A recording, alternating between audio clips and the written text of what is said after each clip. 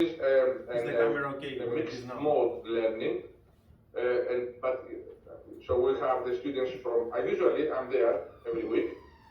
Just that today, my apologies for the class. I have to say, I wake up with a little bit of fever. I don't have any cough, or I don't have any other symptoms, and I'm still negative. However, because of the weather and because of the fever, I thought that it would be better to protect myself and deliver this lecture online. We're very fortunate that we have Mr. Arapis with us,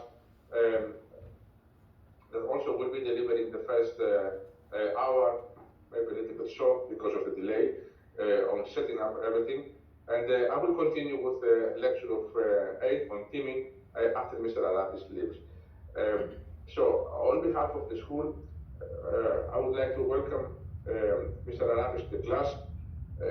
Mr. Arapis was yesterday in the other class that we have, the face-to-face class, and we had an amazing lecture with very, a lot of participation from the students, and I believe that we will enjoy this lecture too, because it is very, very, very much focused on what leadership is about and what we are talking the last 8 weeks. So, Mr. Arapis, yes, the class is yours. You may start, and thank you very much for being with us, and thank you very much for being here today. It's very unusual for the guest not to be, for the host not to be there. But due to our friendship, I really appreciate the fact that you helped us out, to set up the class and continue. Thank you very much.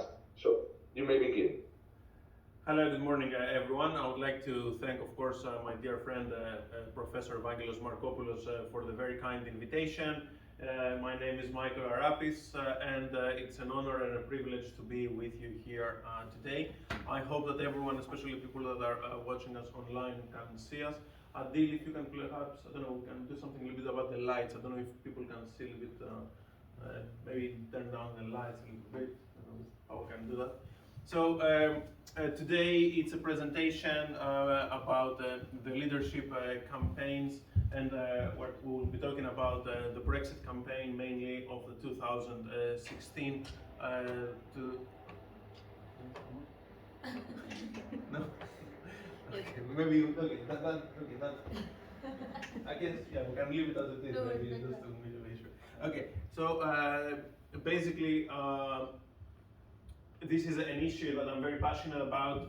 This is a campaign that I was involved as well, and this is an issue that I have studied extensively for my studies when I was doing EU law for my law degree, and then for my first master's when I was doing research for the subject and how a country can actually leave the European Union. I submitted this dissertation even before the referendum back in 2016. This has been a momentous decision for this country and has shaped it. So I think you will really enjoy this lecture. I have prepared an extensive set of slides. Please do not be alarmed. As you will see, I have many photographs, and underneath these photographs and the articles you can see the links. So you can go at your own time whenever you want, and you can have some very interesting and thought-provoking materials for you to consider. And at the end of the presentation, there are some further links as well. So all the sources are in the slides. So the lecture will be divided in effect in 3 parts. Firstly, we will examine a little bit of the history, how the UK stayed within the EU for almost 5 decades, and everything that led to the advisory referendum. The second part will be the examination of the 4 key protagonists, the key actors who organized the 2 campaigns. We will examine the 2 campaigns, the Leave campaign who won and the Remain campaign who lost. And then the third part will be where are we heading now, what the future holds for the United Kingdom, and where are the key players now. So a full circle.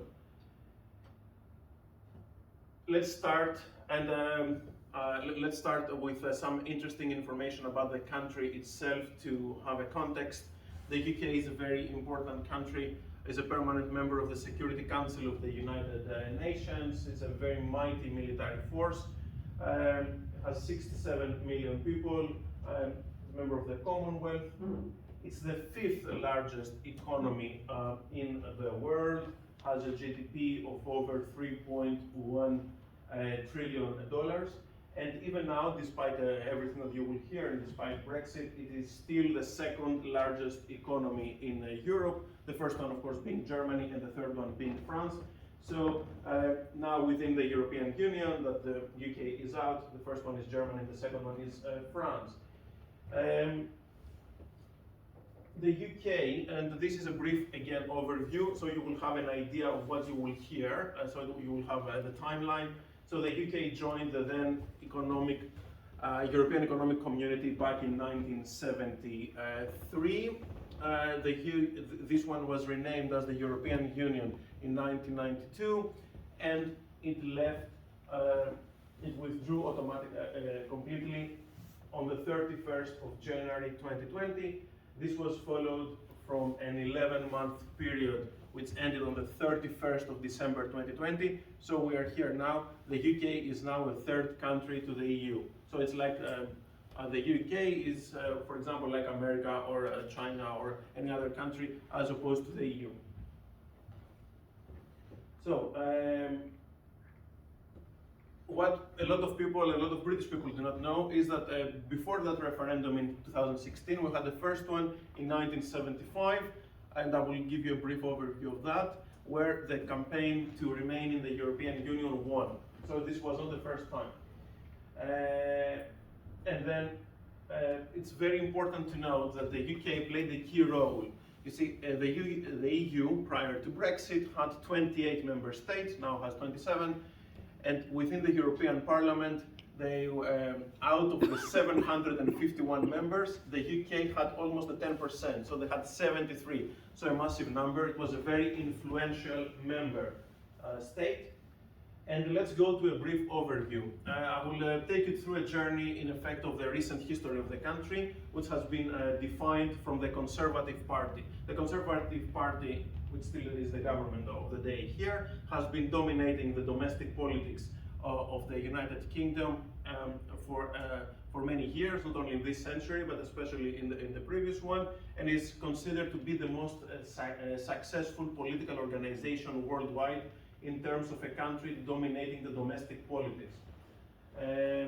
So what you will hear in effect is like the civil war between the two fractions of the Conservative Party that they started from that day.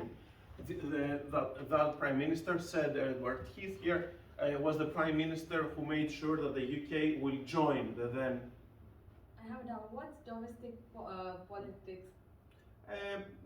The politics of this specific country, domestic, so of each country. So, this Prime Minister was the person who made sure that the country will join the then EEC, and that created a division within, from the beginning, in the Conservative Party, from some people supporting the close connection with the Europe and the European Union. And others who were like more skeptical, the so-called basically Eurosceptics, or there was like an anti-EU sentiment. And that fraction led to the recent events. It was happening for decades. So a few years, 2 years later, the government of the Labour Party decided actually to hold the first referendum, and you see they were all supporting yes. So both major parties, of course, wanted to remain in the then EEC. And here you can see Baroness Margaret Thatcher, a very important worldwide figure. She was the first female Prime Minister of the United Kingdom. She dominated world politics in the 1980s, and again she was campaigning for yes. And this was the outcome.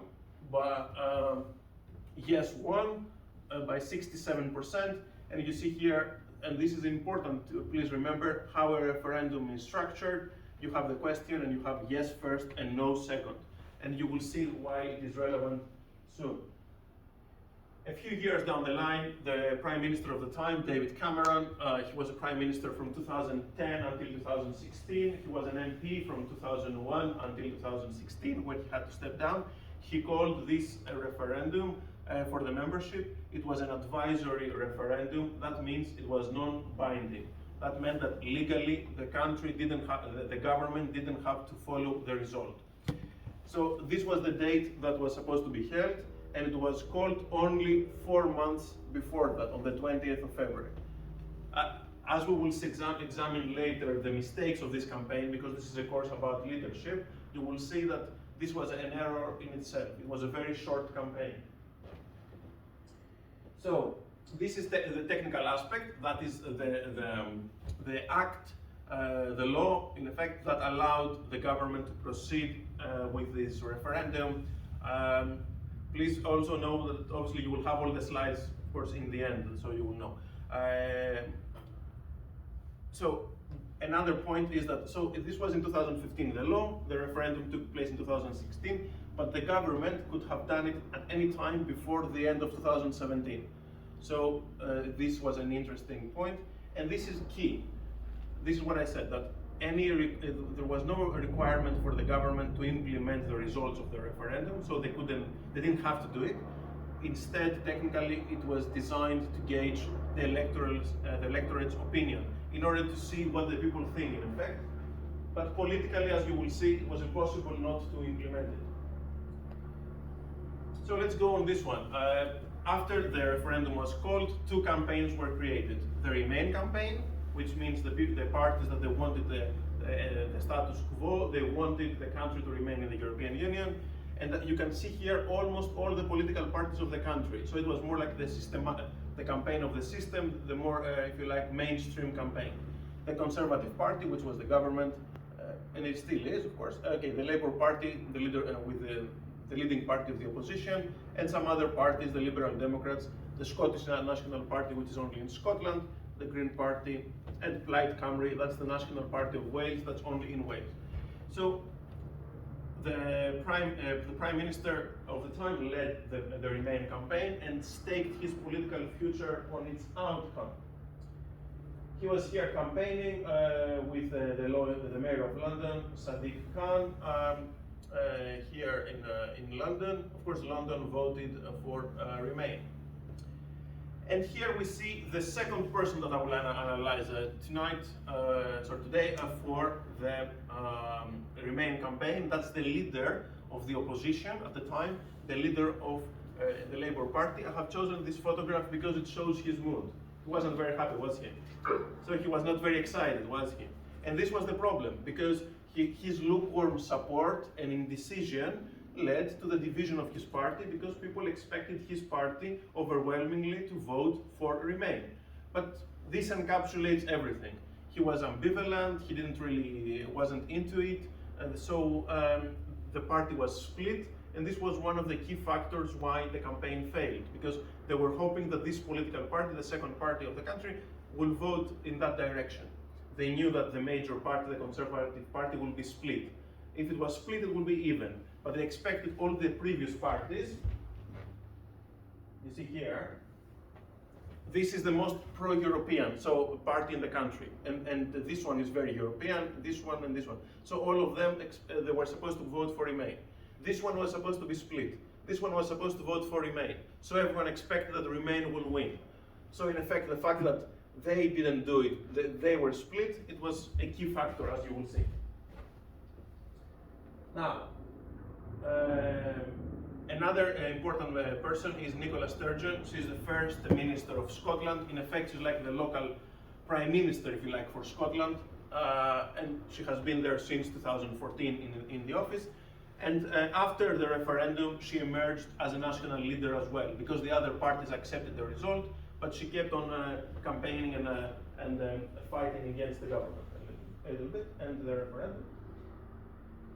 So now we'll analyze a little bit the other campaign, the Leave campaign. As you can see, it was only supported from this one. This was a right-wing anti-European party, so-called the United Kingdom Independence Party.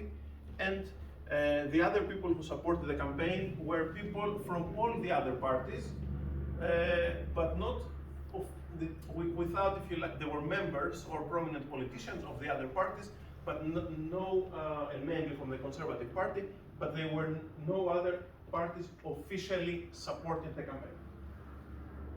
for me, this is perhaps the most important and crucial moment. That's why I call it like a civil war. Boris Johnson, the current prime minister, one day after, and that's why I showed you the day that the prime minister here announced that the referendum will take place. You can see here the date, and you can read obviously here the article. One day afterwards, he announced that he's not supporting the prime minister and the official position of the government, but he is going to support the other campaign, the Leave campaign. So then so in effect, this gave a lot of importance to the other campaign, gave it validity, and what happened is that the government and the party was officially split.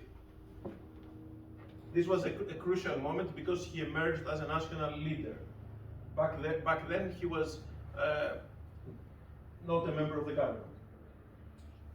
These are the two prominent leaders, obviously Boris Johnson, as we said, and Nigel Farage, who was the leader of the other party that I told you, the UKIP party. Okay? That is the question: should the United Kingdom remain a member of the European Union or leave? And as I asked you earlier to see, usually what we have is a yes and a no. Here we didn't have that. Here we had a leave and a remain. In fact, it was a very strange thing, and nobody actually ever understood why. There was not a proper reply as to why that leave, which means no in effect, was first and remain was second. Because whenever you see referendums, not only in this country but in general, usually there is a question and there's a yes or no. This was a very strange thing, and actually this helped the Brexit campaign. Because usually the thing that goes first, the option that goes first, usually is more supported from the people because they tick it more easily. So you can see here some slides. You see how the country was divided. And, it was a tiny majority, like a little bit around 1.3 million people voted. This was the difference. Here, that's the overall, and then you can see England voted to leave, Wales voted to leave, but okay, London voted to remain, okay, that's fine, but Scotland and Northern Ireland voted to remain. So a split country, a very confusing political outcome. And here you can see it as well. So I have a number of slides for you to visualize because it's important to understand the division. And there we are. So the Prime Minister lost. What can he do? Okay, yes, we said that legally he didn't have to do it, but politically he couldn't really avoid he couldn't really do anything about it. He was very unpopular after the referendum.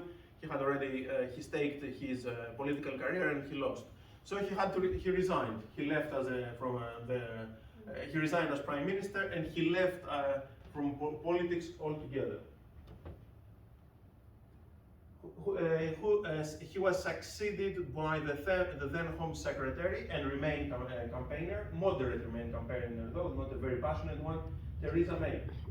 So although she campaigned, and I have some photographs for you, you see these are some of the slogans of the campaign: stronger, safer, better off, or Britain stronger in Europe. As you will see later, the people didn't really believe in these slogans. Anyway, this sums up, I like this photograph because it sums up in 6 photographs her premiership. This was from the very first day. This was in the last day that she was almost crying when she had to step down after 3 years. It was a very confusing time, a very problematic leadership. The thing that dominated the political life of the country from 2016 until 2019 was what will happen with Brexit. And even after 3 years of her being in office, nothing was resolved. Because after the referendum, the negotiations with the EU started, but within her period, nothing was concluded. So it was like she left with unfinished business. Important point though, that she is the second female prime minister in the history of the country. So Boris Johnson became the prime minister in July 2019, and you can see here some photographs where he started meeting very important leaders. Here, the then president of the European Commission, Jean-Claude Juncker, because he was negotiating the withdrawal agreement. This is the thing. This agreement is the agreement which defined in what terms the UK will trade with the EU or how it will fare outside the EU. So it was extremely important and extremely complicated document. It took many years to negotiate, and it was only when he came that things kind of like finalized. I have this picture because here he was negotiating with the then Prime Minister of the Republic of Ireland. One of the most complicated things for the UK and Brexit was what will happen with Northern Ireland and with the border, about the trade, as you will see, with the Republic of Ireland. I have some more materials about that later. And here, let's see about the implications to the people and the economy. Because some of the obviously, yes, apart from the politics, we have to consider the people. And the largest minority group in the UK, especially if we account, let's say, the holders of dual citizenship, so people, let's say, that they are French and UK citizens, if you like, are the EEA citizens, so the EU citizens who lived in the UK. And how many? This is just a number of the people who applied to get the so-called like permanent residence permit, if you like, to get the indefinite leave to remain or settled status. 6.3 million. This doesn't take into account all the people that have been living here for decades. They have already dual nationality. Okay, because when you have dual nationality, of course, you are only categorized as UK citizen. But all of these people, of course, are here, and they were affected, and they didn't know what will happen to them. And the same thing applied to the 1.2 million UK citizens who lived in the other EU countries, because overall there are 5 million UK citizens who live abroad. So we have these four key protagonists that I have shown you. Let's say a little bit about David Cameron. So David Cameron, obviously, I've already said a few things. He went to the best school perhaps in the world, Eton College, and then he was educated in Oxford. He was a good leader in a way for his party because he modernized the Conservative Party, and he is what was called like a one nation conservative. And he had some liberal and socially liberal policies. While this was good for him, it caused him the biggest problem ever, because what happened is this. And this is the key point why we're in this mess. The Conservative government won in the election in 2010, but they didn't win outright, so it didn't have the majority, which meant that after, and we had what is the term called a hung parliament, H-U-N-G. That means that there is no overall majority. So after many decades, they had to proceed with with a coalition government. So the Conservative government had a coalition with the Liberal Democrats for 5 years. Because it was a popular, in a way, government, they did far better in 2015, the Conservative Party, compared to 2010. That's surprising. That's a success for the government. When you're in government, usually you do worse afterwards. Nevertheless, what happened is, in 2015, when he won the election, of course he remained as Prime Minister, but he fell in a way a victim of his own success, because he had to fulfill a manifesto pledge. A manifesto is basically a set of promises before an election about what a party will do if it is elected government. And usually it has to be implemented. And one of these major promises was that he introduced that there will be a referendum for the UK's membership to the EU. So after he won the election, he couldn't go back and actually somehow ignore that, if you like. He had to do it. And that is why this caused this division. And in his own mind, obviously, he thought that by holding the referendum at the time that he did, it was a good idea. We will explore why it wasn't. So, my contention is, my theory is, that because he had somehow conducted himself 2 previous referendums, and he won both of them, and that's quite rare in the UK to have referendums, right? In 2011 about voting reform, and in 2014 about Scottish independence. I think that and a lot of people believe that somehow he believed, he was overconfident that somehow he will win this 3rd one. And this was a major mistake. So the other person is the person that I showed you, the leader of the opposition. He is now 72 years old. He has been an MP here in London since 1983, and he was the leader of the party from 2015 until 2020. Unpopular with his own party, of course. So Boris Johnson, the current Prime Minister, now 57 years of age.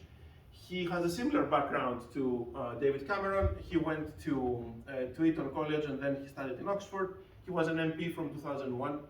And then he became the mayor of London. And this was crucial because he became a global player because he was the mayor during the London Olympics in 2012. So he became a worldwide leader, if you like, a very public figure worldwide. He was very smart, and this is something for you to know about leadership. He returned back to Parliament on the 7th of May 2015, so 1 year before the referendum, because he knew that this thing was coming. So he wanted to go back to this time to frontline politics. The fourth person, of course, is Nigel Farage. Nigel Farage is a very interesting and influential figure in the UK because he was an MEP, that's a member of the European Parliament, from 1999 until 2020. So he was this leader of this UKIP, the leader of this UKIP party that I mentioned, and which was later transformed into what was called like the Brexit party. So this guy basically made a career. Okay, he was elected here in this country, and he was going for over 20 years, getting a very lovely salary in Brussels, in order to say how bad Brussels was. And people were voting for him for over 20 years to do that. So, overall, now I will start analyzing these two campaigns. And before I go, if you like, and perhaps not in great detail because today is difficult with the time. So in these slides you will see many aspects, but let's go have a summary of why the Remain campaign that was supposed to win, and it was, if you like, the natural thing for it to win, because it, as I have already shown you, it was supported from all the major parties, managed to lose. So, because this is a leadership course, again, bear in mind that this is one of the best examples of disastrous campaigns ever. It was extremely poorly run and poorly coordinated. And because I lived through it, it's always painful to remember how badly coordinated things were. So it managed to lose, as I said, a campaign that was supported officially from all the political parties. Of course, some of these parties, one of the reasons why they lost was because the parties were having, in effect, separate campaigns. So let's say if you were a member of the Conservative Party, you were campaigning for Conservative Party to remain. The Labour Party was doing the same. And they were never really united, so they were quite antagonistic towards each other. So there was no unity. Nevertheless, it's important to point out, and sometimes it's very confusing for people across the world to understand how this thing happened. The Remain campaign won in almost all the major cities in the UK. So if you ask someone, let's say, what do you know from the UK? They will say London, they will say Manchester, they will say Liverpool, they will say Cardiff, they will say Belfast, they will say Edinburgh, they will say Glasgow. Remain won in all of them, but still lost. Why? Because they lost in the rural areas, they lost in the smaller cities, they lost, let's say, in the farming villages. Okay, because in the major areas where perhaps the more people were more like with universities and more cosmopolitan and more multicultural areas, the people voted for Remain, but in other areas they didn't. So the message didn't go through there, and these are some of the reasons. Have a look for these reasons for a second.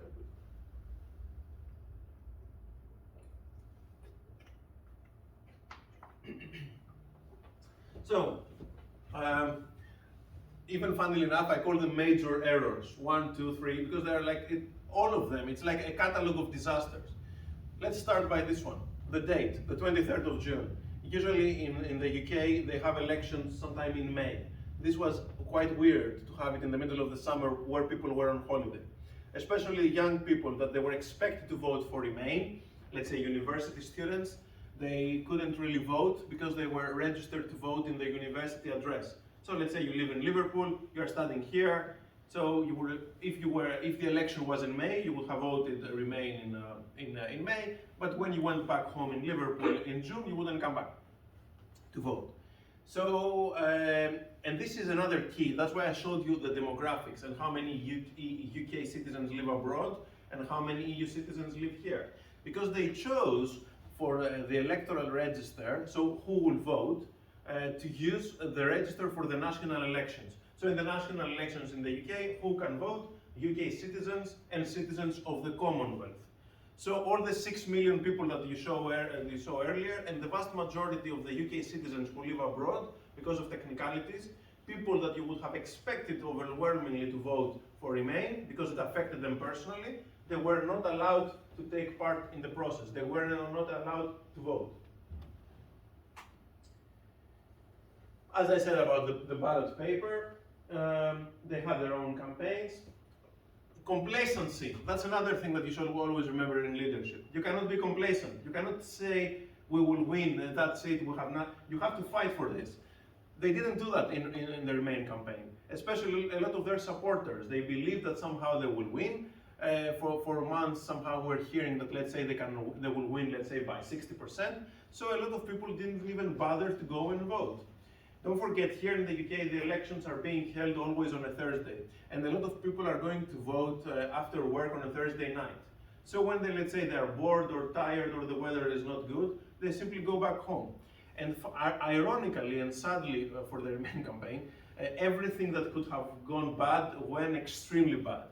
So on that day, there was a torrential rain here in London, and they expected the London people to turn up, the professionals and the academics to go and vote, and many people didn't turn up, and the turnout was actually not very high in London as they expected it to be. Ironically, in the areas that they were more like the rural areas or the north of England or the so-called Middle England, as some people call them, although this term doesn't really mean anything. It's like a political euphemism. It was a glorious, sunny, sunshine day. It was a summer's day. And everyone went out to vote for Brexit. Another thing is that you have to learn from your own successes in leadership. And what they did was they didn't take into account their own successes the Remain parties, only 2 years ago. In 2014, they won collectively, if you like, the Scottish referendum. Scotland wanted to become independent, and the main political parties wanted for Scotland obviously to remain within the Union, to remain in the UK. So they felt that they were losing. So what they did was all of them, they went to Scotland, they stayed there for several days, and they convinced the Scottish people that it would be in their own benefit if they stayed here in the UK. With the rest of the UK. But they didn't do that. By that what I mean, they didn't show a proper unity. And of course, as I explained, one of the reasons was the leadership of the Labour Party that wasn't really into it. So you have to even learn in leadership from your own successes and try simply to imitate them. Now, they didn't even go and explain the basics. They didn't even say to the people about the benefits of the EU membership, the benefits of that somehow the EU was created in order to have, so that we will have peace in Europe after millennia of warfare. They didn't even care to try to address the problems, the legitimate concerns of the working class people who afterwards voted for Brexit, that people who were worried about their financial condition, they were worried about the jobs, benefits, healthcare, immigration. So they kind of dismissed them as, okay, they are poorly educated people, these people do not know, we are smarter, something like that, and they are simply racist. So they didn't just address their issues. So this pedantic tone, this, let's say, if you like, teacher saying to the student what is the right and what is the wrong thing, not only upset people, angered them, and they definitely led them to vote for the other side, to vote for Brexit. Out of spite, if you like, some of them. Very key strategic mistake of David Cameron, because the major loser of this referendum, of course, was David Cameron, and the major winner is Boris Johnson. was that he didn't think, or he didn't try, or he didn't make sure that Boris Johnson will support him and his government before he called the referendum. You know, you cannot make the decision and then ask the only person that perhaps can turn upside down your leadership after everything is announced. It was too late. He couldn't do anything about it afterwards, okay? So, of course, David Cameron made all these mistakes. Bear in mind that perhaps he could have, this was five and a half years ago. Perhaps he could still be the prime minister if he had handled these things properly, but he didn't. So, and then another problem, that this was more a worldwide problem, was that this was at the height of the migration crisis in Europe, okay? And also it was at the height of the populist period worldwide. For example, on that year alone, in November of that year, Donald Trump was elected in America. So it was an interesting time worldwide. Also, another key point is that perhaps this was the very first campaign that the social media played such a key role, such a key impact, the Brexit campaign. And the same thing, the same actually strategy was implemented from the Trump campaign, who won in 2016. Very effective messages via social media. Again, they didn't use any national symbols, they didn't try to have any patriotic rhetoric, and they focused on the economy, but the people actually didn't really listen to them. They considered what they were saying as a campaign of fear. They were saying somehow there would be like an economic disaster if we leave from the European Union, but the people really didn't bother with that. And another thing that perhaps it might seem not so important, but with social media is extremely important, they didn't really use celebrities. You know, in our lives nowadays, you know, people are very influenced from celebrities and posts on social media, so they didn't do that properly. Now I will briefly explain why this campaign won. This is the Leave campaign. This was a campaign that wasn't expected to win, so this was an extremely successful campaign. They were very smart because they targeted specific areas. So you have to, which means that from a leadership perspective, you have to focus on something and do it very well. You cannot say 10 things, say 2 things, and perhaps, as you will see here, this was enough. So they managed to evoke sentimentality and inspire people. However, this is a very important thing for me. This is a big negative aspect. By the way they behaved and the rhetoric that they used, in effect it legitimized racist and xenophobic tone on the political dialogue. This was actually unheard of prior to that campaign, and this led to a number of attacks, even deaths of EU citizens. That's another sad aspect, but let's focus on the campaign itself. So, because as you saw, it was not party-led, you had several people from each party, this gave them some flexibility and focus on a single issue. They were not saying much, they were saying only about this thing. It was a unified campaign, and there was cooperation between the parties, right? So they were using young people with red t-shirts, trying to convince people to go out and vote, and they portrayed themselves as the vote against the establishment. They were saying that somehow the city of London, you know, like the establishment, the state wants you to vote for Europe, but if you want to believe in Britain, this was one of the slogans, believe, so be and believe, believe, so they were playing, you know, with the word, vote for us.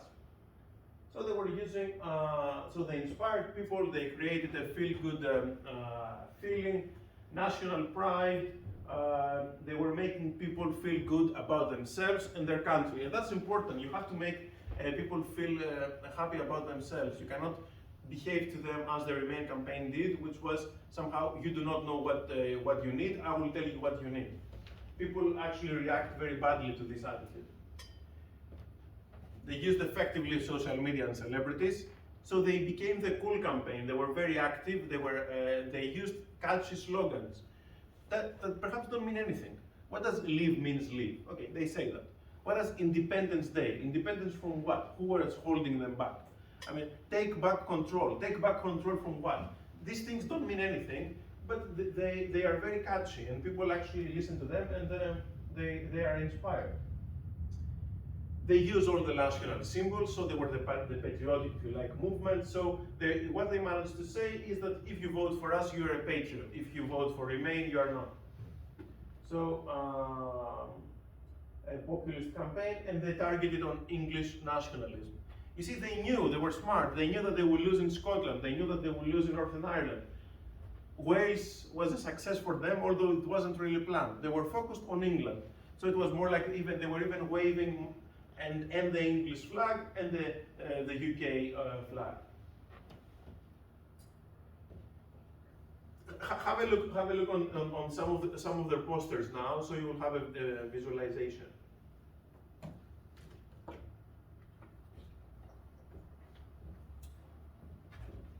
You see, you know what this is, right? All of them. Big Ben. So the posters in front of Big Ben, in the heart of London, what they were saying, breaking point. You must break free of the EU and take back control. Because they were saying that somehow, this was at the height of the crisis, that somehow everyone, let's say, all the people will come here, and everyone wants to come to the UK, and so on and so forth. So the people started to be scared. Nigel Farage, here, very happy, smiling and very proud of his achievement.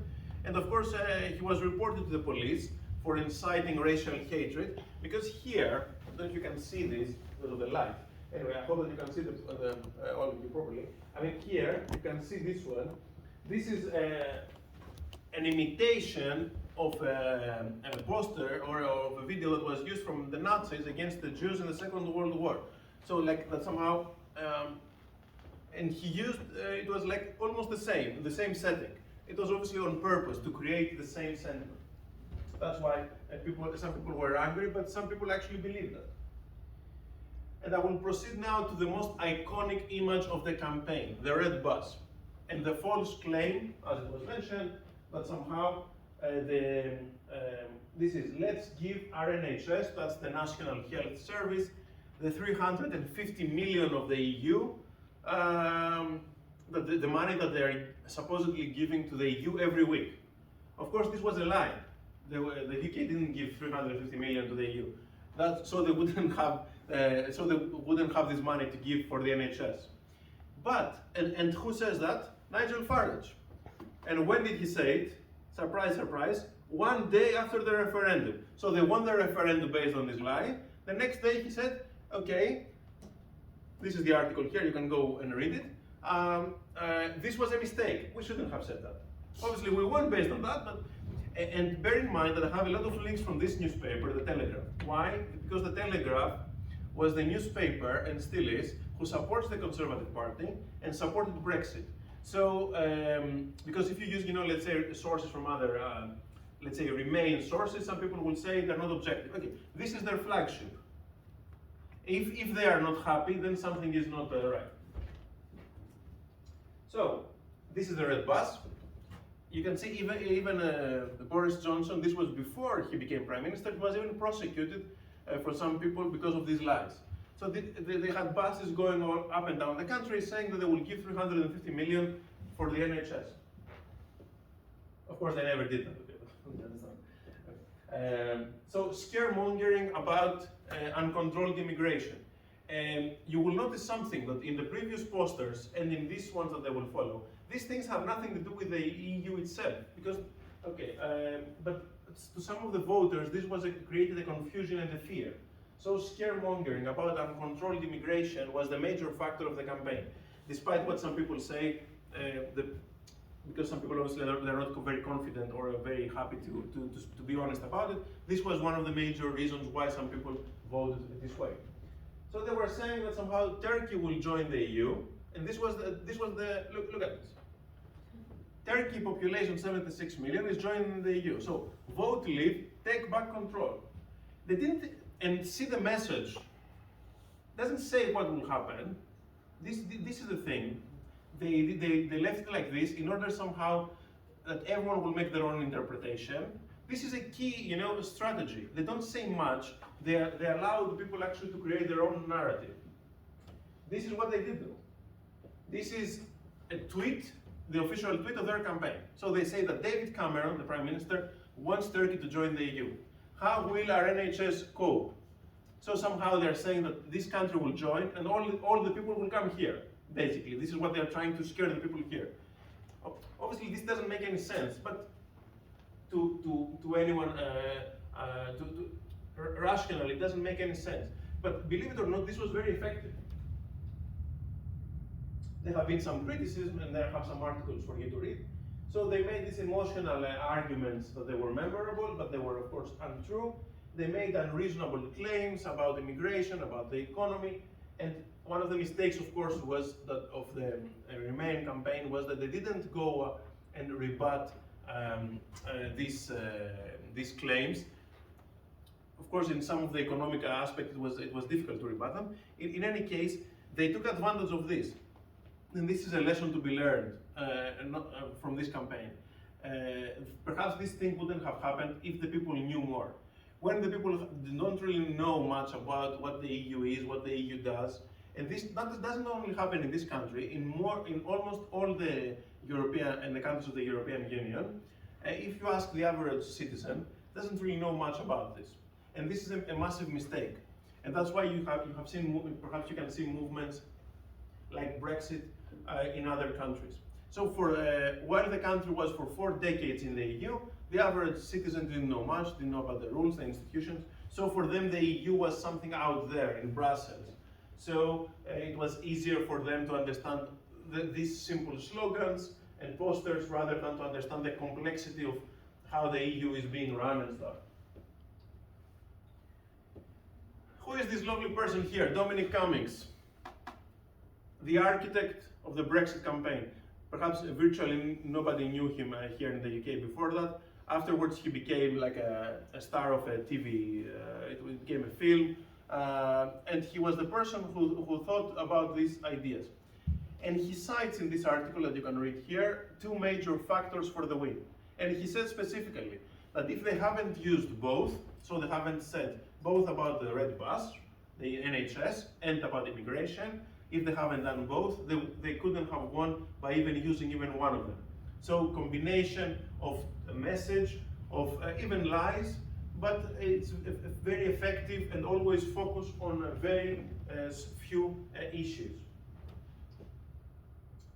Let's go now to the third part, if you like. So let's see what happens now and where are we now.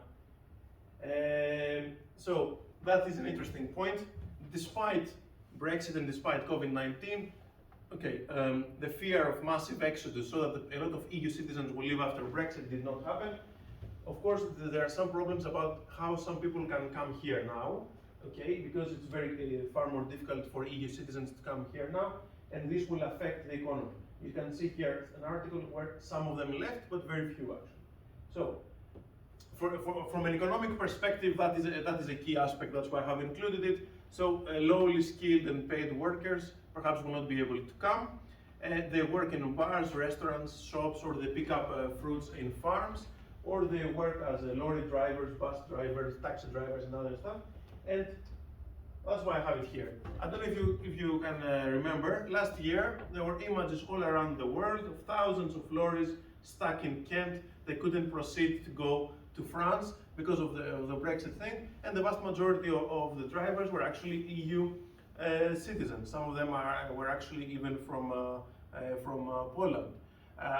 So this kind of jobs will be affected. Nevertheless, of course, you're highly skilled. So let's say if you are a banker in the city of London and you are from France, you can still come to London. That's not a problem. But if you are someone from France that wants to work in a bar, it will be very difficult now because of the rules. So this will affect the economy. So some companies have relocated. Anyway, and I have some articles about that in the end of the presentation for you to read if you want.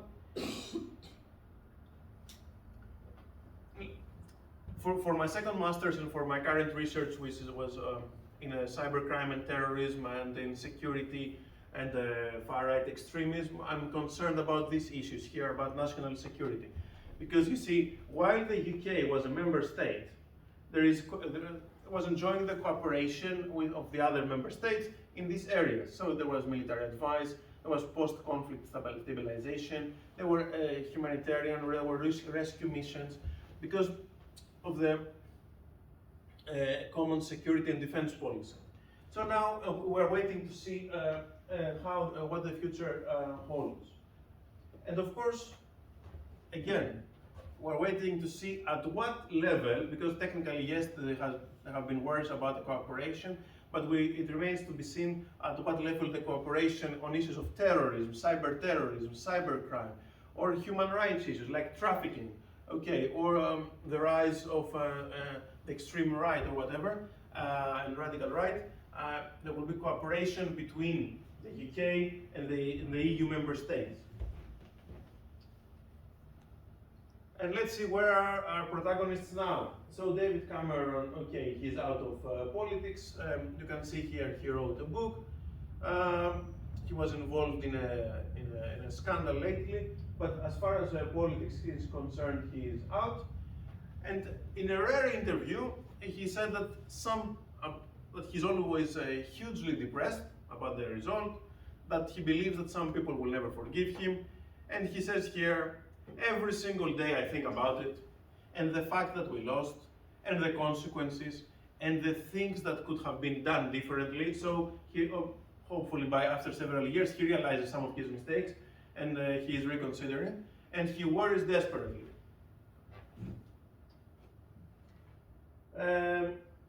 So let's go and see where is the second protagonist. In effect, nowhere, because he is not a leader of the Labour Party anymore. In fact, what happened? He was succeeded from Sir Keir Starmer, and a few months, in April 2020, after that, he even lost the whip. That means that he is still a member of the parliament, but he's not a member, technically, he doesn't stand as a member of the Labour Party, technically. So, because this followed an anti-Semitism report, and he was suspended. So he's not doing very well. Even worse, another article from another source, he may even stand as an independent.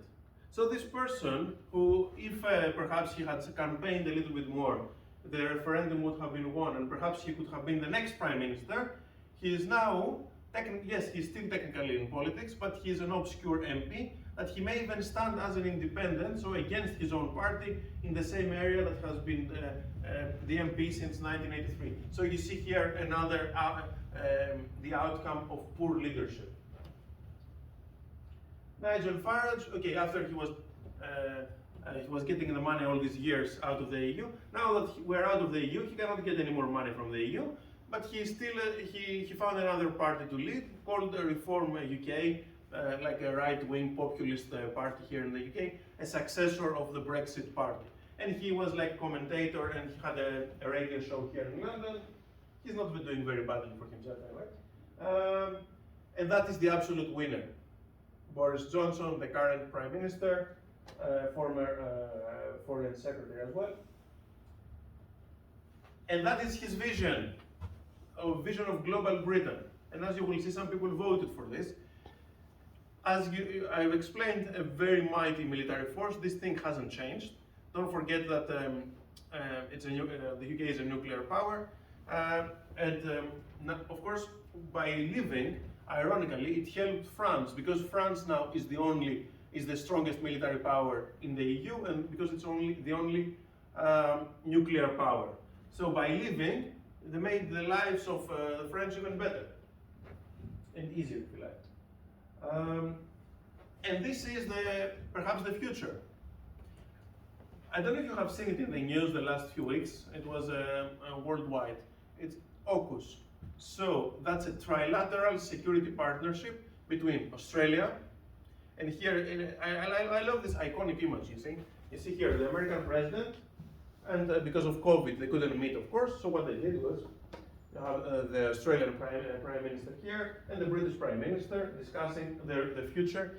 So basically, the idea that somehow the UK, that is out of the shackles, as they call it, of the EU, it will trade with everyone, And what we'll do is that somehow now this new alliance, and this is very important, will be the fleet of nuclear-powered submarines with the US and British technology. So they are giving even nuclear technology to Australia. The idea is that somehow the UK now left the EU is like a global player, and they are trying somehow, the idea is to counteract, if you like, the influence and the power of China in the Pacific, so that somehow that now that Britain is even more important. That's the theory. Is it the case though? Because the relationship with the other EU countries, here is the French President Emmanuel Macron, they have broken down. They're not doing so well. Before the referendum, it was said that somehow it will be the easier deal in history from some of the people of the campaign, because somehow we will have excellent relations with the EU. As you can see, the French do not particularly agree with that, because there are various concerns about what will happen and about trade, and because after the withdrawal agreement that we explained was signed, I mean, there are several points that the UK government does not agree with, and the EU simply says to them that you have to enforce the agreement that you signed yourself. So there is a friction.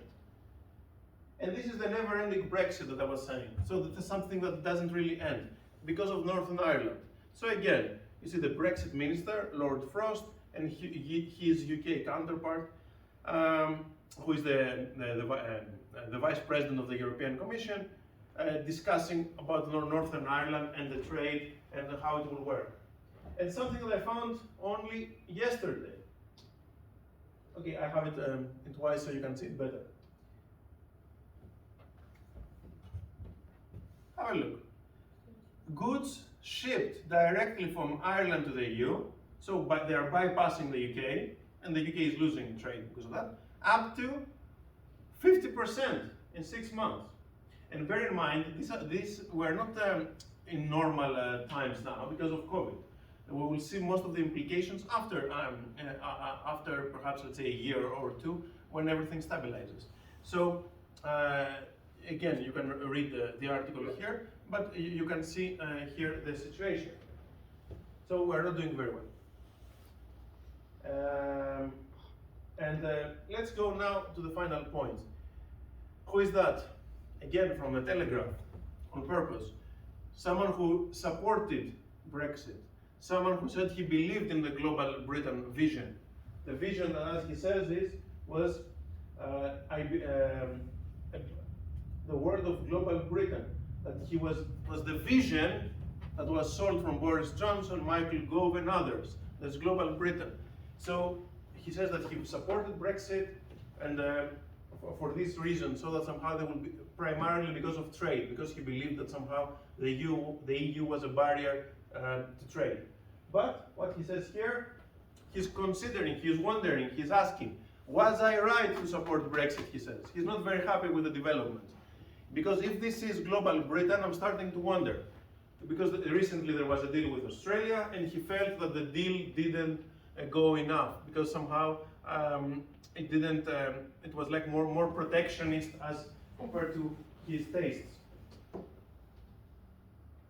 And the cost of Brexit.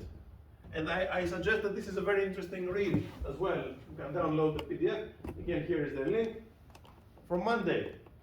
So if there was a question about where are we heading and if it was a success or not, that's the answer from the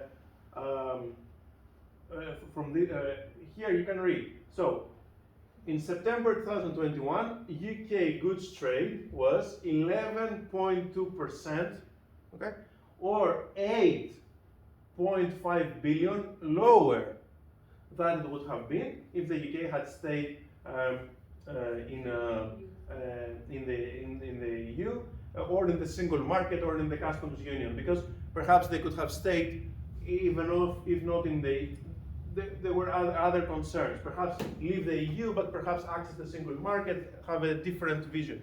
But complete withdrawal, the thing that we have now, has led to this outcome, and so that's the cost. And finally, what do you think the people think, the British people think, 5.5 years afterwards? Are they happy? Are they enthusiastic? Are they waving their flags? What are they doing? So 11 months into the year, this was on the 26th. So that's the latest from YouGov. That's the most respected, obviously, company here in the UK for these polls. It says 11 months into the year, Britons believe to think that Brexit is going badly. By how much you think? By 52%. So 52 was the percentage that won the referendum back in 2016. Now 52% think that is going badly. Only 18% says that it's going well. Okay, and neither says that it's 20. So it has been. I will leave it up to you to tell me what you think. But I mean, it's not going very well. So the three have some slides here with sources. I would like to say that this has been a very important and crucial moment in the history of the UK, but also of the EU as well. And the mistakes of the Remain campaign that I showed you some of them at least, I tried to summarize, played a key factor because they ended up, we ended up here in the country for several years to have division, to have a political landscape that was dominated only from that subject, political turmoil, and it has defined the political life of the country for the preceding 5.5 years and for the years down to come. Thank you very much for the opportunity to speak to you about this issue. Thank you very much, Professor Markopoulos, for the invitation. And of course, I'm very happy now to discuss with you everything that you want and any questions that you might have.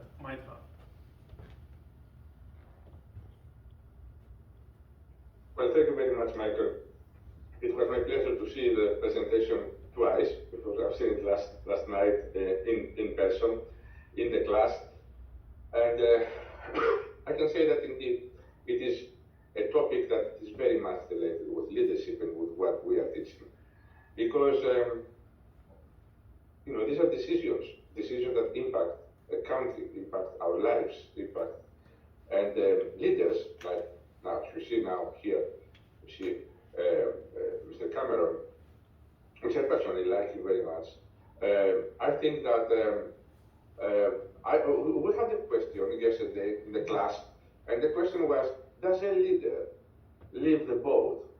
Because after he lost, you said very nice in one slide that, England will have not, the UK will have not been off the European Union if they have not triggered Article 50, right? So yes, I didn't want to become. There was no time. If I was Cameron, probably I would have kind of, stay on my position. And because you see what happens after the Brexit, we realize what happened the next day, the day before. So I think that, as the days were passing by, people were realizing what is the new situation. So, okay, of course, I'm not Prime Minister, and I don't know, the pressure and everything that he has to go through. But as a leader, I would have stayed, and I would have tried to delay the triggering of Article 50 in order to probably get, I won't say a second chance, but to see, what will be the aftershock, reactions. And I don't know. First of all, I want to say, my question about the class. Are there any questions that you have to ask Mr. Arapis on the leadership styles, on decisions, on the leadership characteristics of the different protagonists? We heard about Farage, Colby, Cameron, all these.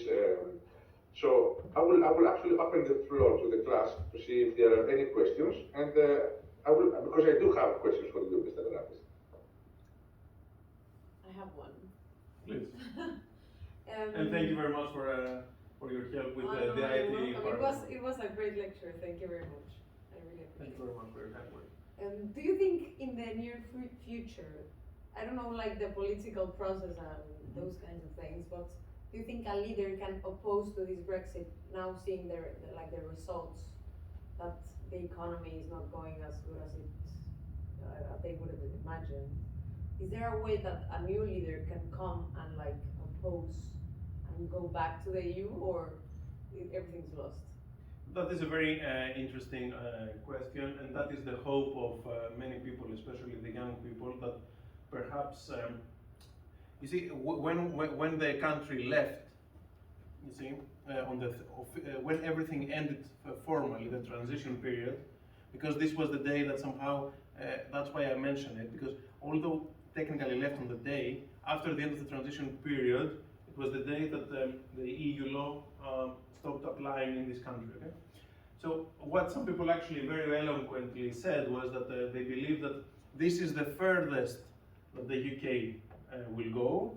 So from now on, we can make an effort to try to go, to start actually going a little bit backwards, and perhaps in the future, perhaps in a new electorate, because overwhelmingly the younger people voted for Remain in the referendum. It was by 2-1, whereas by 2-1 the older people voted for Brexit.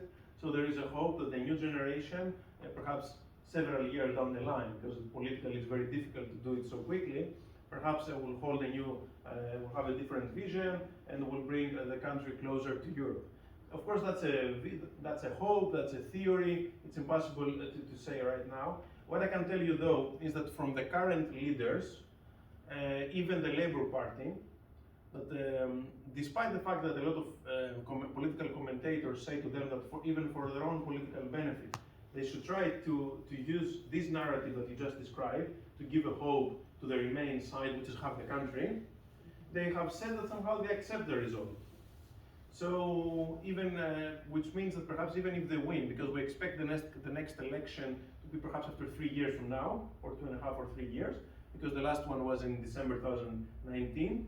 So even if the opposition doesn't show any willingness at this juncture, at least, to say that they will offer this solution, that they will choose a different pathway, it's hard to say. There is a hope for the future, yes, but it's impossible to predict if and when this thing will happen. It doesn't mean that it cannot happen, but it will require a combination of a government that will have a vision, but also that will be elected logically on such a manifesto. To say that yes, we will go ahead and we'll do it. The same way that they were elected in 2015 by saying we will hold a referendum on this subject. So politically, because here in the UK they respect and the mandate of the people, but also the political manifestos. So I suspect there has to be a combination in order to achieve that outcome. I hope that. Yeah. Thank you. Yeah, please. You've mentioned that some leaders can be quite persuasive, even if their opinions are somehow irrational. So, do you think, by the consequence right now, is it still a good idea to keep a democratic culture-based country?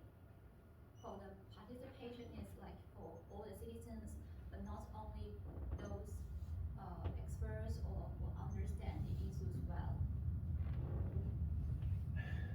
That is a very interesting, tough, and obviously theoretical and philosophical question. Obviously, as it has been said, somehow democracy is by far the best. It's not perfect, of course, but it's by far the best political system. So I believe in democracy, and I believe in the will of the people, of course.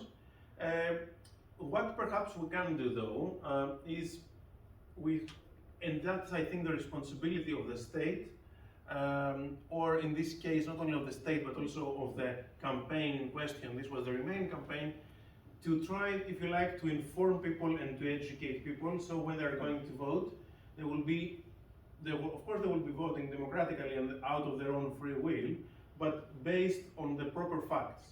And that is, this was one of the mistakes that they did. They didn't do that properly. And they allowed themselves to be, let's say, to following the narrative of the Leave campaign. So yeah, from a philosophical perspective, I understand what you're saying, that somehow only the people who know a subject should be able to, is that what you're saying, I suppose, right? Yeah, but the thing is that, like, I'm actually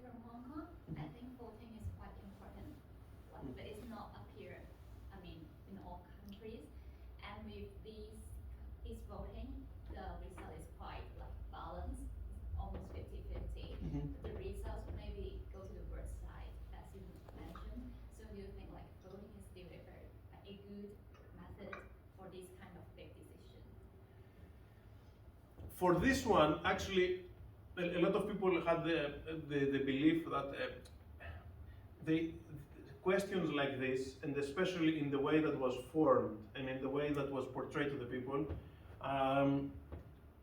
they're not very productive, and they're not very positive for democracy, because again the way that this referendum was played was that the people were able, some people when they were using these tactics, they were able to manipulate the vote.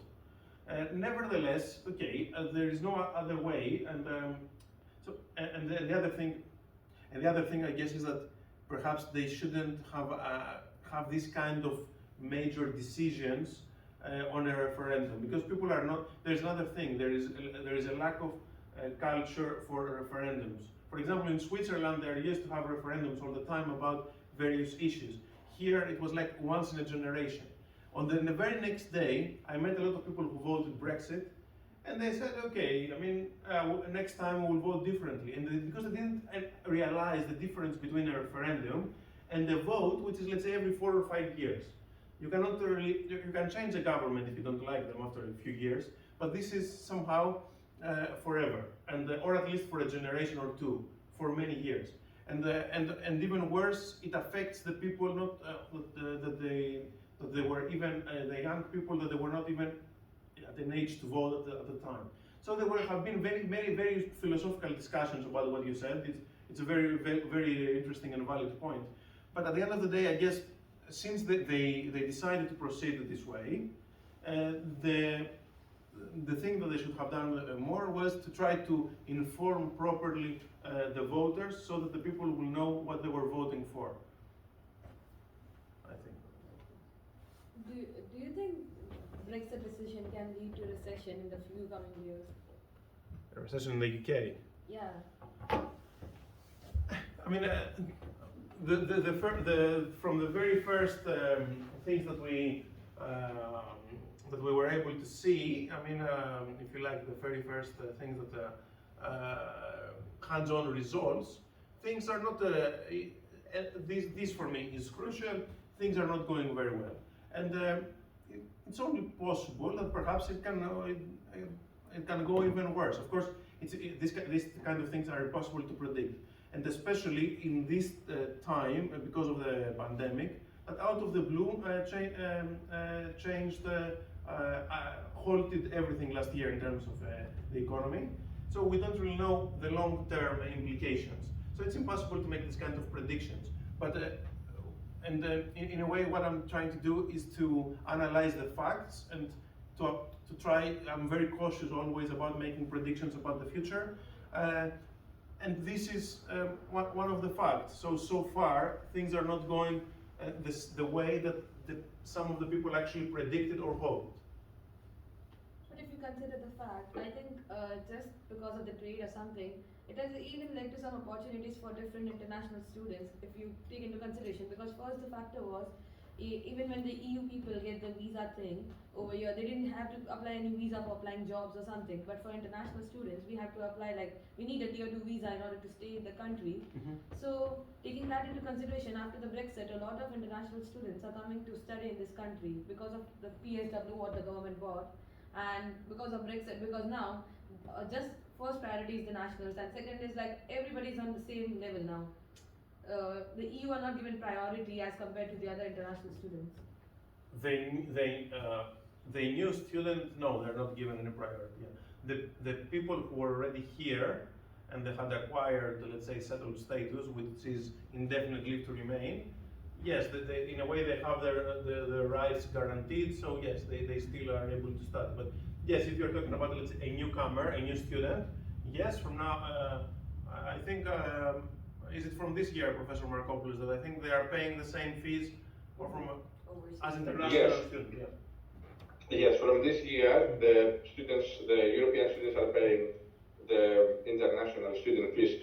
However, if you have pre-settled status, mm-hmm. but not a recent pre-settled status, I mean, not say, for example, that you got your pre-settled status on, let's say, like the last, on I think it's 3 years. You have to Because be the 3 years in deadline, the the country. deadline was when? I think it was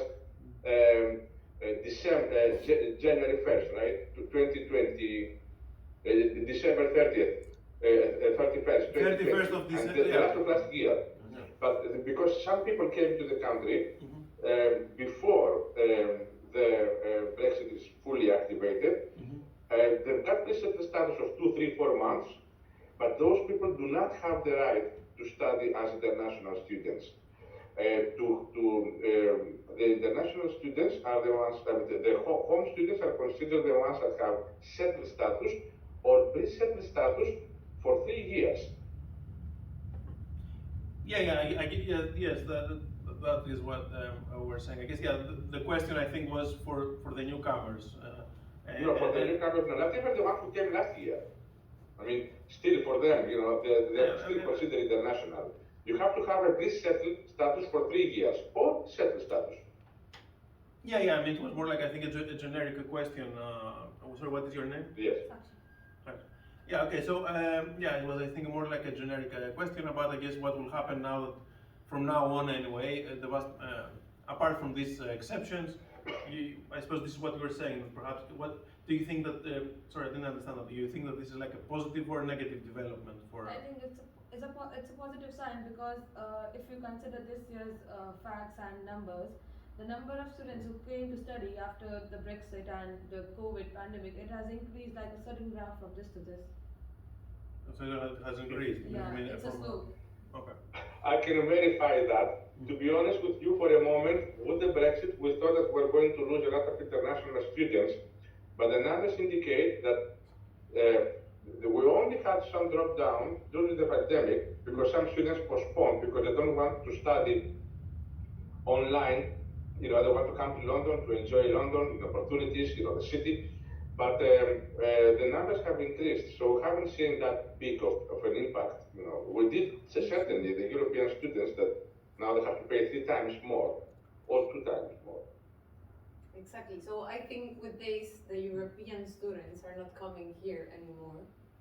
Because, I mean, what advantage, to come to London, of course, is a huge opportunity. But I think they can have basically the same education in their country, so why would they come, So I think it's a negative aspect for the students as a whole. For the students, and for the For the students. European Union, it's negative, but for the other countries, it's positive. But why, it's the same. No, because if Before you could come, and now you can come equally, with the same. I mean, for an international student, the situation hasn't changed. I mean, they still pay the overseas fees. Yes, yes. It's only for the EU citizens that they suddenly, instead of paying the home fees, they are paying international fees. That's why we have seen officially, I think, a drop of 50% of EU students applying to study in the UK. But when they consider the job market, it's an opportunity for them, for international students, so they are opting more to come. Because obviously they're getting the second priority after the nationals. I don't know if it is easier now for the international students though, because I think they still have, I don't know if the system became far worse for the EU citizens, that's fine. I don't know if it became easier as it was compared to, let's say, 2 years ago for the international students, because they still I think, what are they entitled, I think, for the visa? The tier 2 visa sponsorship. So, I mean, this hasn't changed. This was even, the Brexit thing didn't really affect the international students per se, because, I mean, they were still paying the same fees, or they still, I suppose, do you have this, is it the same kind of visa as to what was before? I don't know. I don't know how it works with the visa. For the international students, is it the same thing? There is a question in the chat room from How Young. How Young asks, why Cameron successfully remind Scotland in the UK, but do not remind UK in the EU? Sorry, I didn't understand the question. Sorry, can you repeat that? Well, if you can go to the chat room, you can see it, Michael. You can see the question.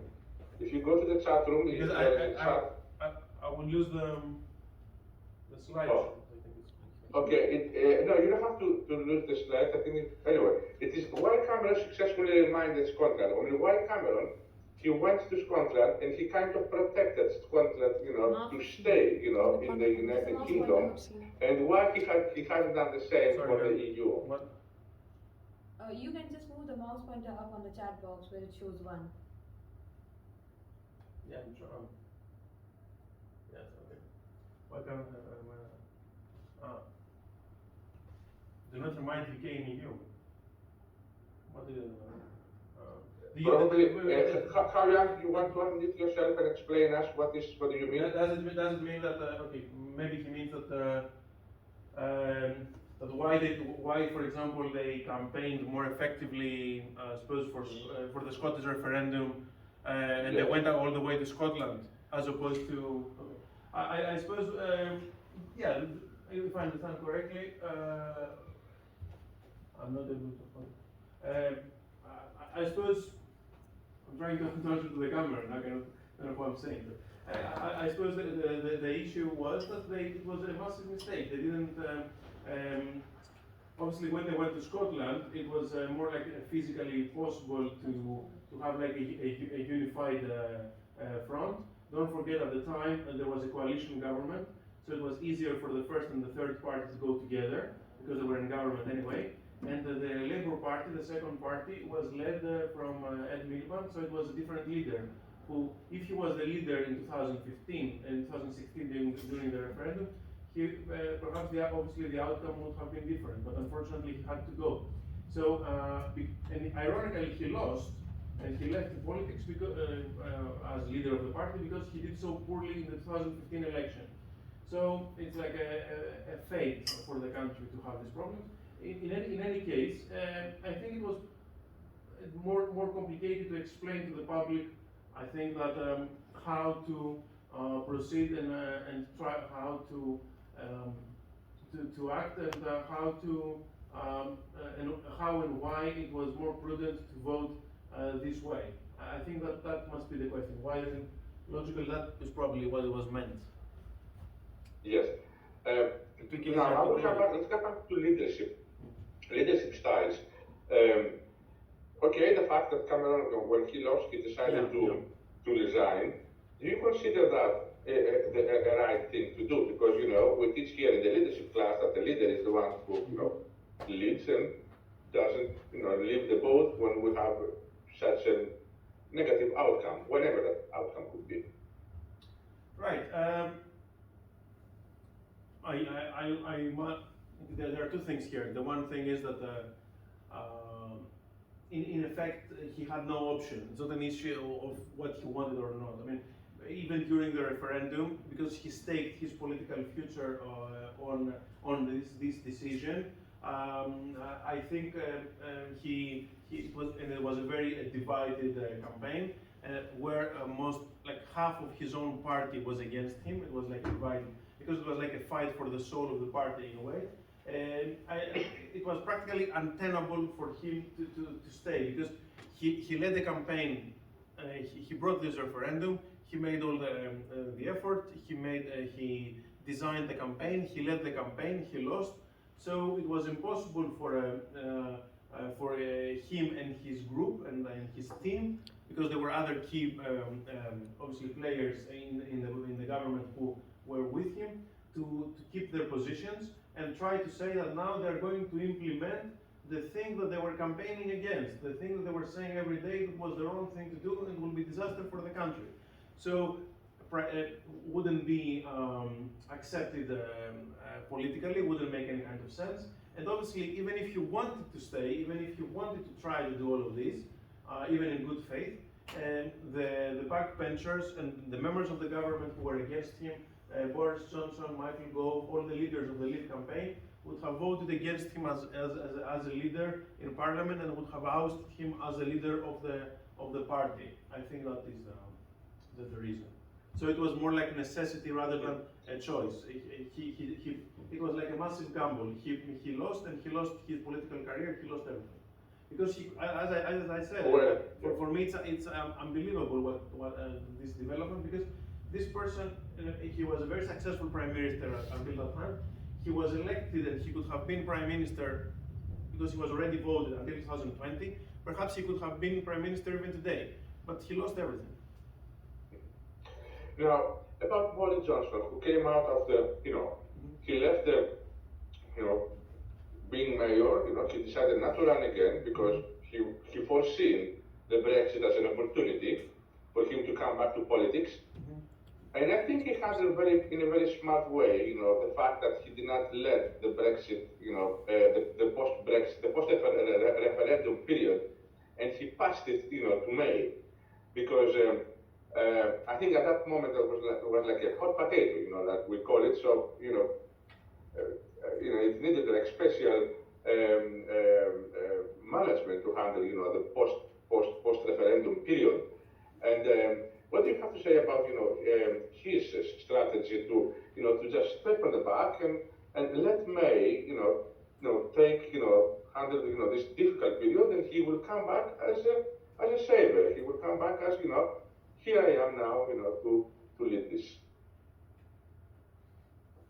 Well, officially, what was reported at the time and what was in the news was a different story. It wasn't exactly that he did it on purpose. Okay, obviously, I have no way of knowing if he was thinking in such a long-term way, because the idea was, and everyone expected, that after Cameron's resignation, yes, he will win the leadership of the Conservative Party. But what happened is that his main supporter, because in effect the other key person in the campaign from the Leave perspective, and of course we couldn't analyze several characters. It would have been impossible for the students to remember all of this. That's why I focused on these four.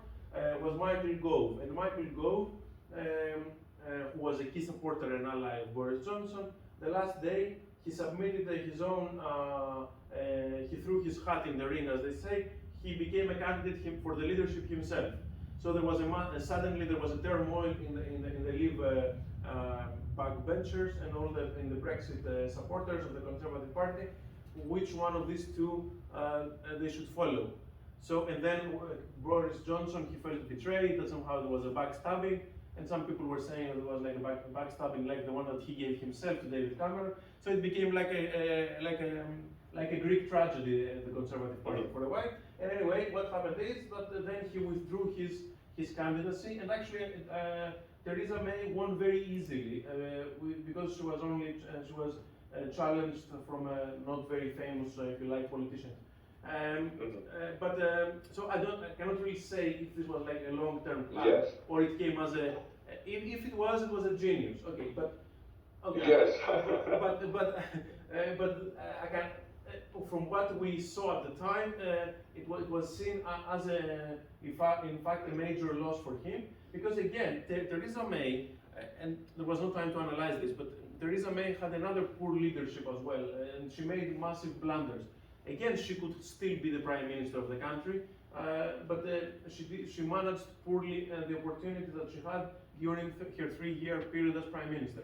And don't forget that Theresa May didn't actually leave as prime minister again because she really wanted to. She was threatened from her backbenchers. The backbenchers are the people in the government, from a political party that are not in the front benchers, so they're not in the government.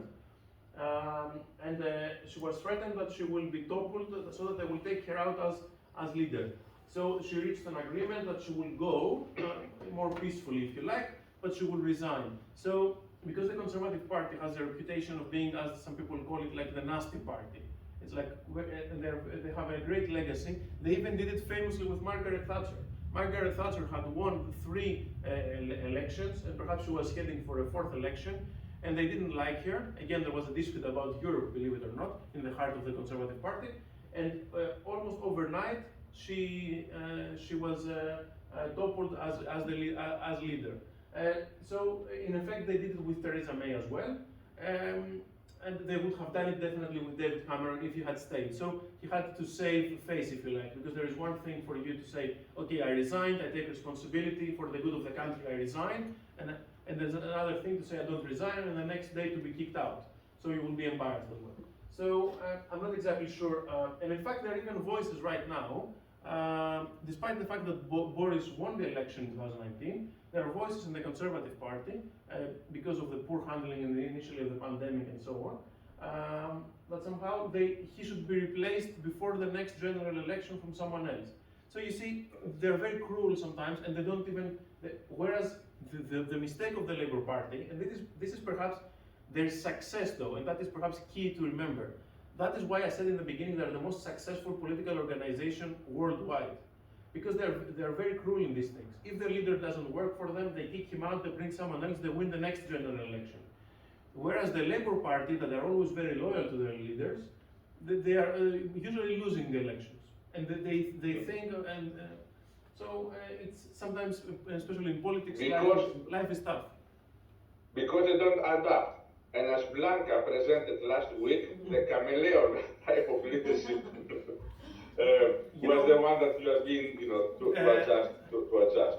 The only time that the Labour, I think it's very important. I mean, to say that the only time that the Labour Party managed to win 3 consecutive terms was from, of course, 1997 until 2005 was with Tony Blair. He won 3 times. And when he was replaced, because he stayed 10 years in office, when he was replaced internally, he agreed to step down from Gordon Brown. Gordon Brown lost to David Cameron in 2010, and the Labour Party has been in opposition for the last 11 years, and perhaps can stay up until the next general election in 2024. So. Well, in today's lecture that we will have to do, but I don't see that we will be doing much, was to talk about teaming. And teaming is a group of individuals going after a common goal. Because, I mean, if you have a team, you need to have a common goal.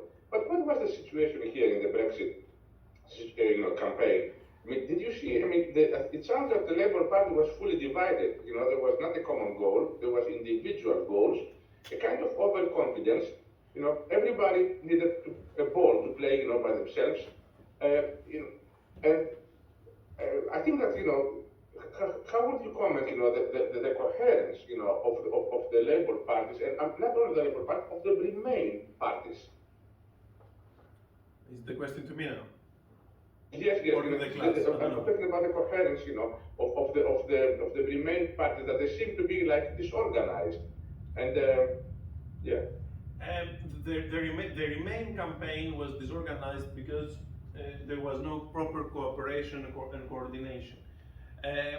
Whereas the Leave campaign was very organized, because it was a campaign that was not a homogeneous campaign. So there were people from all the parties, or no party at all, that they had one thing and they had one goal, which was to take the country out of the EU. And that's why afterwards the campaign didn't exist, because it was for one thing only.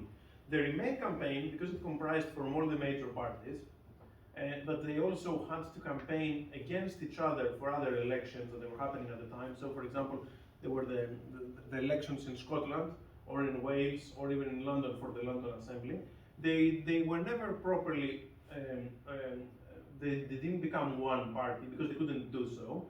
And in the meantime, even during the campaign, Cameron, while he was a Remainer, he was obviously he was debating on TV, if you like, Corbyn for other issues. So the people, instead of being united and to say, okay, it's a once in a lifetime thing and we'll have to make it right, they were using it as an opportunity to score, if you like, political goals against the other parties, if that makes sense. So they didn't work properly as a team. So teamwork. And again, of course, the example that I gave earlier with what happened to Boris Johnson after they won the election, okay, they started actually accusing themselves. That's why there was the conflict between Johnson and Gove, who defined again the post-referendum, if you like, Brexit movement, because then they started dividing, and then obviously with Farage. So they were very smart. They united only for a period of time. They won, and afterwards they returned, if you like, to be antagonists. And this is what a team is about. You get united for a common goal. You reach this goal, then you set up the new goal. And I would like to say that even that the Remain, team was not like at different parties there, you still need a leader. And I think the leader was Cameron. Okay, he he was like the big name. Yeah. Someone has to, give the pace. And I think that Cameron, he did not convince to be like the leader of the whole campaign, because it's different to say that we're many parties, so we're all united, but we still need a leader. We still need a figure that will take it, upon himself and say, that's what we're going to do. Just like what they did in Scotland, and I'm coming back to the question of how young. Yeah, I mean, for me, definitely the timing was. I'm trying to find the slide. The slide. The timing. Now that you say timing, and while you're looking for the slides, why did the Remain team accepted all these, let's say, requirements and conditions? For example, like to vote, with the electoral, to go with the electoral votes, or to have it, let's say, on end of June, when the students are not here. I mean, don't they realize that all these are negative elements, and probably, they will impact not to 1, 2, 3, 4%, because the overall decision was like 48-52. So why did they accept all this, and they did not stood up and say, no, that's not right. This is, against our, this is a disadvantage for us. So we'll move the referendum on May, or on April, or on October. They definitely, as I mentioned, I think the timing. That's why I don't know if you can see me properly, because I'm switched a little bit the slides. Yes, I can see it. Yeah, okay. So I said this was at the height of the migration crisis. Hence these posters. And what I say timing is that I believe if the referendum was held 1 year before or 1 year later, perhaps this wouldn't have coincided with this.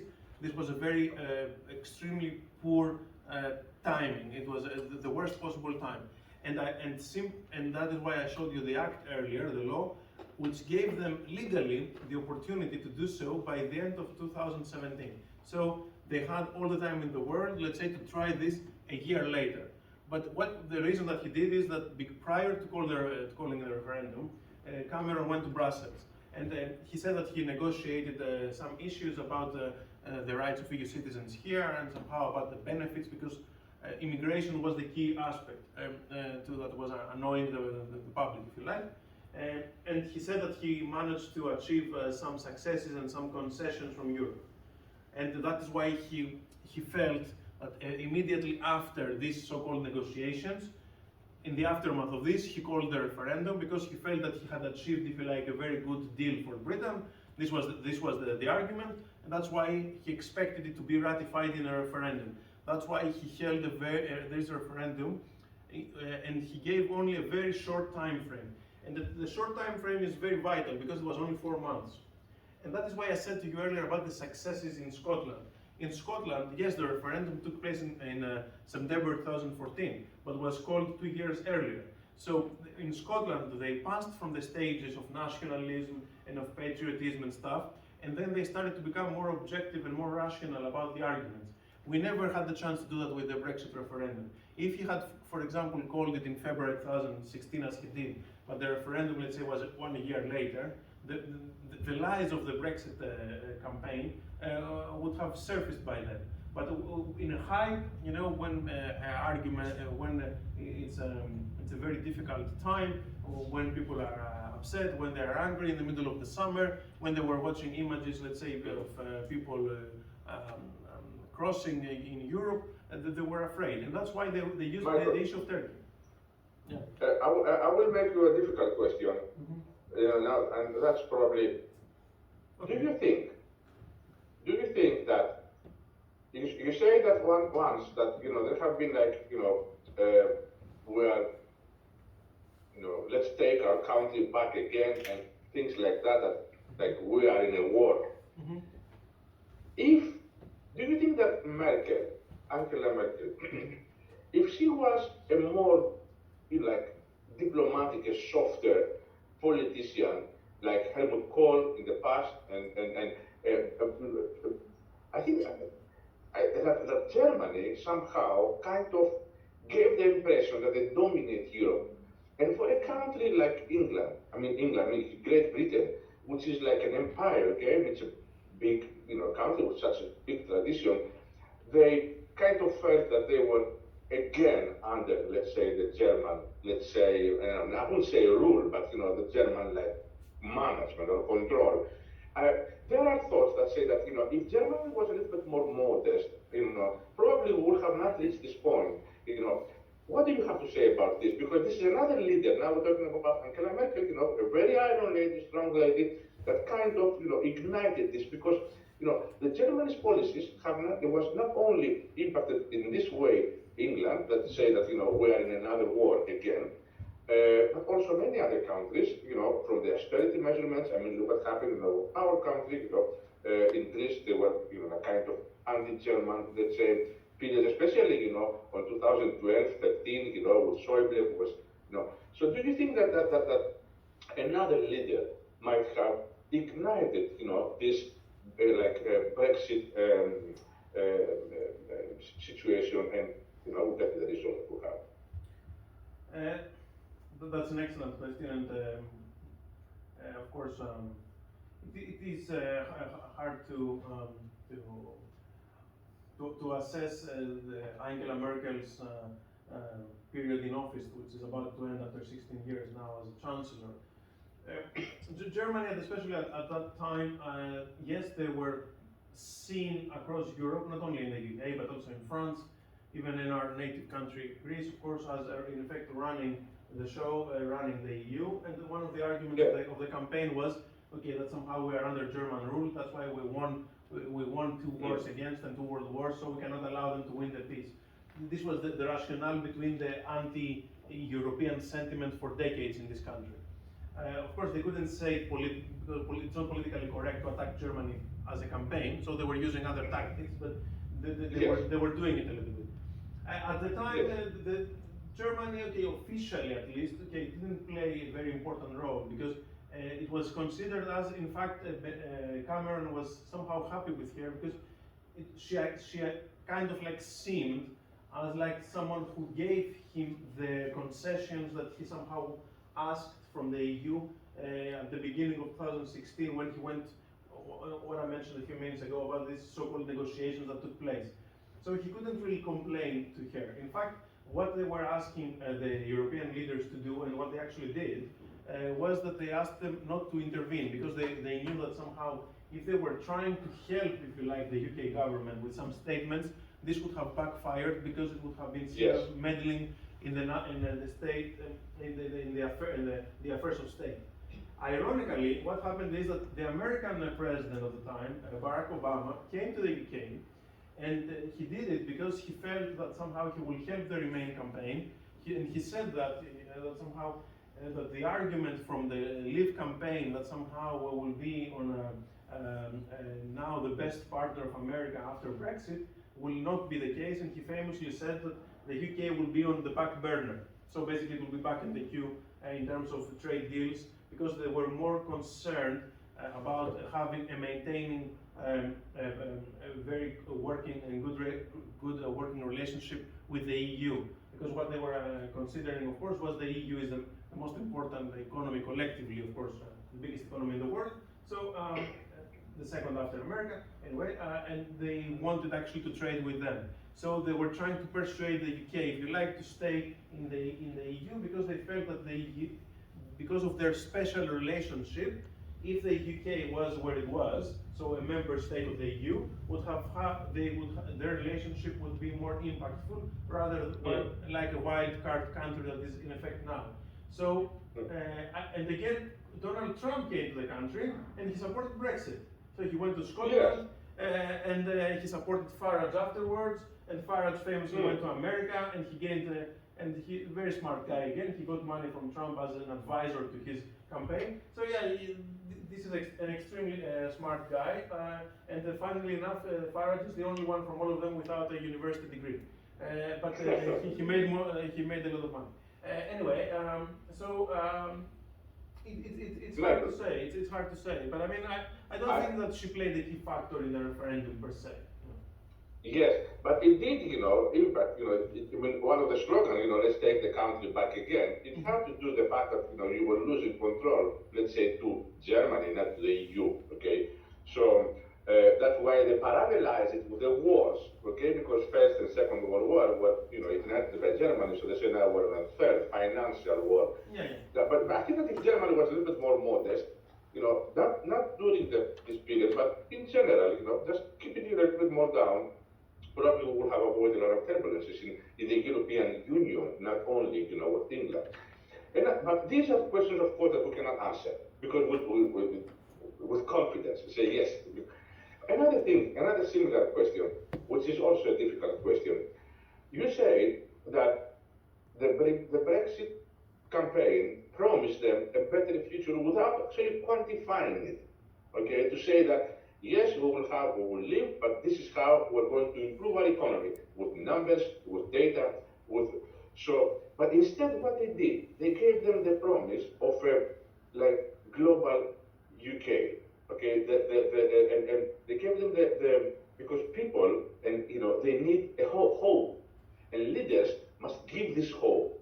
So one, the Remain was giving them the hope, let's stay united, because united, is better, than being alone. However, the other party gave them the hope of let's be, the empire. I mean, it would be a global country, and that's why we see now the relationships they are building with the United States, a very, very big country and a big economy, with Australia, and of course the Commonwealth.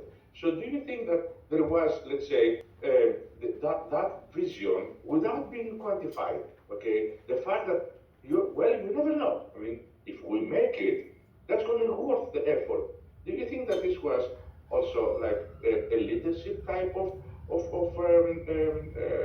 element for someone to give this hope, to inspire, because, United Kingdom, it used to call Great Britain, right? So it was great.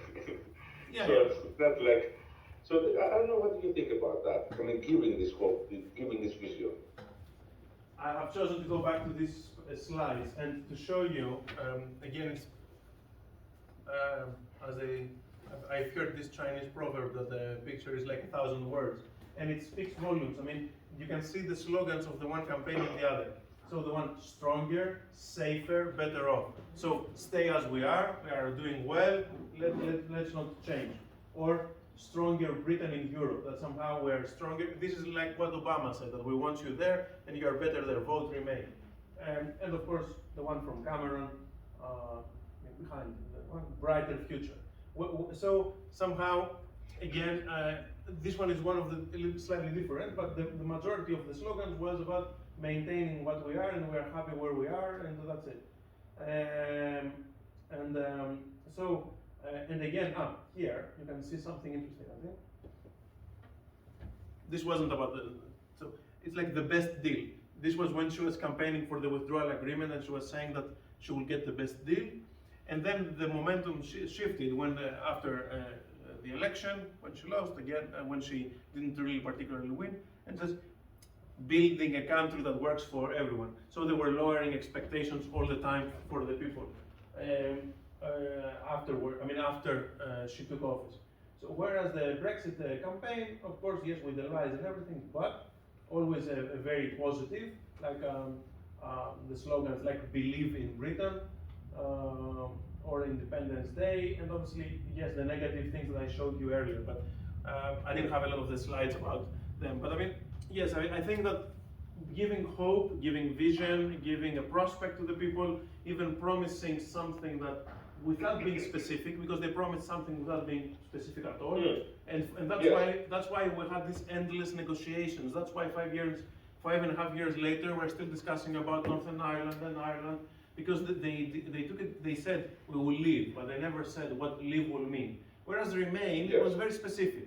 Remain it is, okay, I have this board and their board remains. Okay, when we take this down, it can be interpreted in 1,000 ways what will replace it. But it was never mentioned what will replace leave. And one of the reasons I think that the Remain campaign lost was because they never really believed that they would lose. They were so overconfident, so complacent, so arrogant about it, so they never even bothered to ask the other side, what are you saying? I mean, how this thing will work? You're saying leave and go where? Leave and do what? We're talking about a divorce I mean, every time when you have a divorce, let's say you agree what will happen with the assets, with the house, with the children. I mean, they said, okay, we're divorcing and we will resolve everything in an uncertain period in the future. And that's why we went into this mess.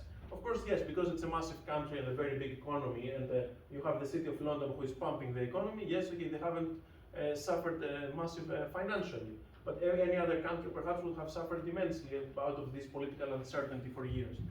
But I mean, and that is why I think that yes, if you want to do something, I think the two things from this campaign, the Brexit campaign, was that focus on very few issues.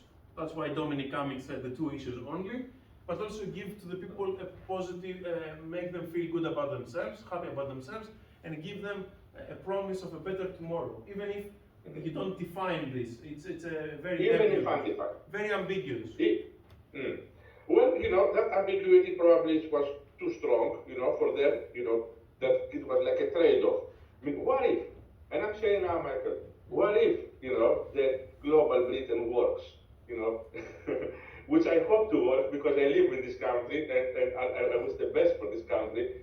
So, what if, I think that you mentioned another issue here about like arrogance and ego and overconfidence. And these are also, I mean, we discussed several times here in the class about the leadership traits that you don't have like real self-awareness. You take it for granted that if that, I always say common sense is not that common at all, So then you realize that what surprises are happening because people are not thinking that commonly. And here we see that again, it is the leader. It's the leader, it's always the leader. It's the leader, who says, come on guys, let's put ourselves together, what's going on here? So we've seen this in several cases today throughout your lecture. And I think that the students will take a moment. I mean, the slides, I will put them up later on today. I wanted Mr. Arapis to finish his lecture. But Mr. Arapis, let me tell you something about our students. Now, you are teaching yesterday and today to a very special group of students. They are studying business analytics, which means programming, mathematics. They are like super smart. But they are not really management, okay? Because that's why we're teaching these leadership courses, because due to their intelligence and to the charisma the students have, very soon will have to lead and will be, in leadership positions. So this module intends to give them like an overview of what is leadership, what are leadership styles, teamwork, decisions, leadership traits, leadership theories. And here in the Brexit, we've seen a lot. I mean, in your lecture, with Brexit and Remain, we've seen a lot of leadership theories and topics that we have been discussing over these weeks in the class. This is just to make an overview to let you know the type of student that you have in front of you. And class, is there any other questions? Because I'm done with my questions. I don't know if anybody else wants to ask something, Mr. Arapis. Does anyone want to, or have a comment or a question, or you want to say something? Something that you want to... Well, Mr. Arapis, you have given us your email. It is also in the first slide. Yeah. Yes, it's also in the first slide. And also, so the students, if anyone wants to ask you a question, they can probably contact, they can write to you, and you can answer them directly. First of all, I would like to thank you because these are very nice slides. I mean, we see here, the slide that you happen to have to share with us, and you have the link. It's very important to have the link, to have the sources, so the students will know, and me, we can go and read the source, not only a statement. And I've noticed that throughout all your presentation, you have so many sources and it's a big presentation that's worth studying it. Now, I think that this will conclude the guest lecture. I will stay with the students. Now, Blanca, may I ask you for your help, please? Yes, of course. So I will simply remove the USB then. Yes. Class, we will stay just to conclude, on what we're going to do